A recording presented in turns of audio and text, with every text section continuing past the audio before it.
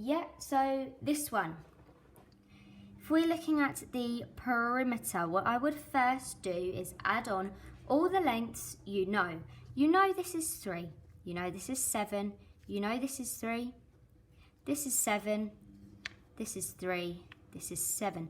So the only length we are missing is this one here. Now we know that the whole of this length from here to here adds to 7, but we know that this is 3 because it's the same there.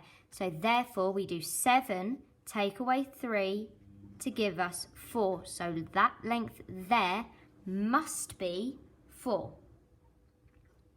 Now the final step was to add all of that together. So we do 3, so 3 plus 4 plus 7 plus 3 plus 7 plus 3 plus 7. And that gave us the answer of 34 metres. So the total perimeter was 34 metres.